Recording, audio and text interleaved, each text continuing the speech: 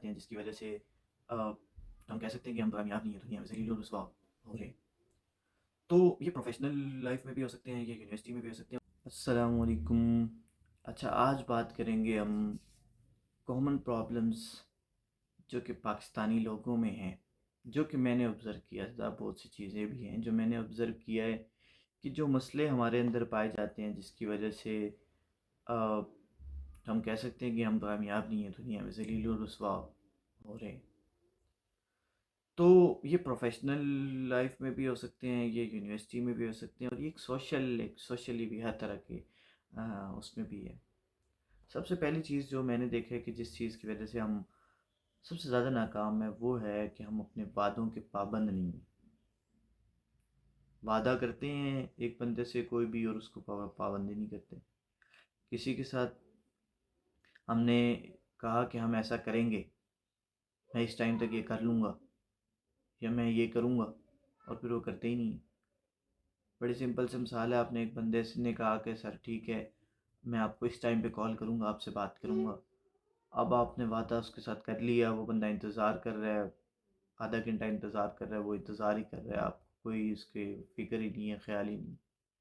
फिर आपने कोई और वादा किया कि ये काम हम ऐसे करेंगे, और वो इंतज़ार कर रहा है कि आप करेंगे, लेकिन हमें कोई फ़िक्र ही नहीं। और ये जो वादा ख़िलाफ़ी, ये तो मुनाफ़िकीन की निशानी भी है। फिर जब हम हमारे अंदर ये सिफ़ात होंगी तो हम कैसे कामयाब होंगे? तो सबसे पहली ख़राबी वादा। दूसरा मसला झूठ बोलना। हम झूठ बोलते हैं।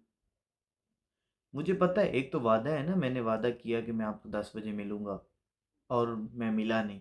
वो मैंने जैसे भी, तब मैं कहीं इधर चला गया, उधर चला गया। लेकिन जब मैंने वादा किया था तब मेरी नीयत थी कि मैं आपसे मिलूँगा।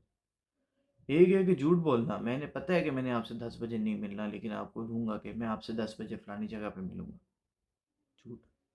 अगले बंदे का टाइम ज़ाया, अगले बंदे को ज़लील कर दें। या फिर झूठ बोलेंगे कि नहीं, मैंने तो ऐसे काम ही ऐसे किया ही नहीं, ये काम तो उसने किया है, ये तो ऐसे नहीं था, ऐसे था। दूसरी बड़ा मसला झूठ। तीसरी प्रॉब्लम वो है इमानत में ख़यानत। ये सारी चीज़ें एक जैसी हैं, इंटेग्रिटी नहीं है। इमानत में ख़यानत से मुराद ये है, ये इसको वादा खिलाफ़ी से थोड़ा भी कर सकते हैं कि आपने किसी से आपने उधार भी लिए ना, अब वो बेचारा मांगता रह जाएगा कि यार मेरे पैसे वापस कर दो, आपने कहा था तब दे दूंगा आप, लेकिन नहीं, हमें कोई परवाह नहीं, हमें कोई फिक्र नहीं है, नहीं है, वो मर जाए। हमें जैसे खुदा खौफी नहीं है कि हमने मरना ही नहीं है। ये मसला। फिर चौथी चीज़ है काम चोरी। काम से भागते हैं। नौकरी में भी देखो, काम कोई ना, यूनिवर्सिटी लाइफ में भी हो या जॉब्स में भी हो, काम से हमें कोई ना कहे, काम कोई ना कहे। जो भी काम है उससे भागना है, बस सर्कल चलना चाहिए, सौ काम होना चाहिए, वो काम कर लो जो ज़रूरी है। कोई ऐसा काम ना हमें करना पड़ जाए जो जो जिससे हमारी प्रोडक्टिविटी इंक्रीज़ हो सकती है, जिसमें हमारी मेहनत लगे, वही ऐसा काम हमें कोई ना कहे। बस गुजारा होना चाहिए, बस गुजारा होना चाहिए। सबसे बड़ा मसला ये है, काम चोरी। फिर मसला है दूसरों के काम में दखल अंदाजी।